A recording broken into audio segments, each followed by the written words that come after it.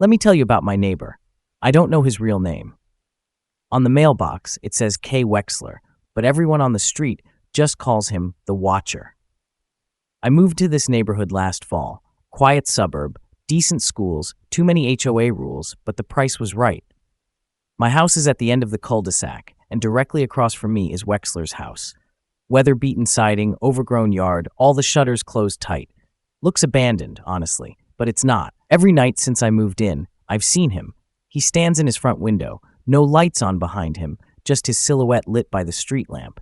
He doesn't do anything. He just stands there and waves. At exactly 2:13 a.m., not a casual wave either. It's this slow, deliberate motion, like he's acknowledging something or warning me. The first night I thought I imagined it. Second night, I figured he was drunk or senile. By the fifth night, I stopped trying to explain it. I just started closing my blinds before bed. But curiosity's a bastard. I made the mistake of looking again last week, and he was there, waiting. The exact same posture, the same gesture, right on the dot. I stayed up the whole night after that, wired on coffee and adrenaline. But the next day, I told myself I'd had enough. That night, I didn't look. But he still waved. My phone buzzed with a motion alert from the doorbell cam at 2:14 a.m. I checked the footage, and there he was, standing across the street on the curb, arm raised, waving, at my house. I didn't sleep. I went door to door the next day, pretending to collect donations for a fake food drive, just to talk to the neighbors. Most of them didn't want to say much. Some rolled their eyes and said he's just eccentric. Others got real quiet. One older woman, Miss Carroll, said, "He's lived here longer than the trees." When I asked what that meant, she just stared at me and said, "Don't wave back." I checked public records. The house hasn't had a sale or mortgage adjustment in over 40 years. Tax records list the owner as K. Wexler, born 1931. That would make him 94, but he doesn't look a day over 50 in the shadows. No family, no listed emergency contacts, nothing. That night, I couldn't help myself. I left the blinds slightly open, camera set up, phone recording. I watched. 2 a.m., nothing. Movement. He stepped forward, raised his hand, but this time he didn't wave. He pointed, right at me, then turned and disappeared into the house.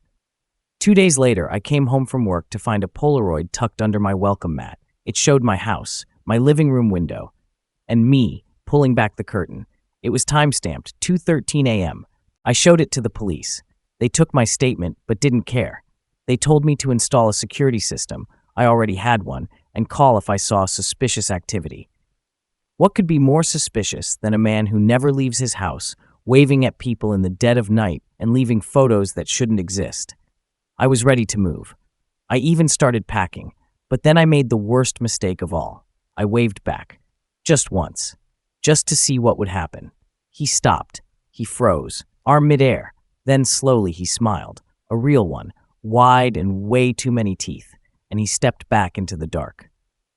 Since that night, things have gotten worse.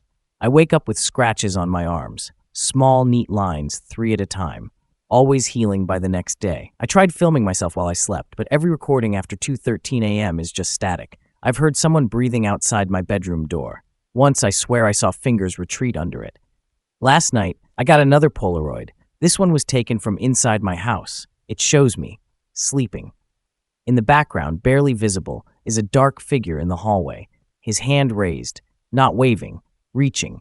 I've started leaving town every night, just driving, highway loops, rest stops, anything to avoid being home at 2:13 a.m. But I know it's not enough, because this morning, I came back to find a new Polaroid. It was tucked into my mailbox. This one showed my car, at the rest stop, with a shadow in the back seat. If anything happens to me, please remember this. Don't wave back.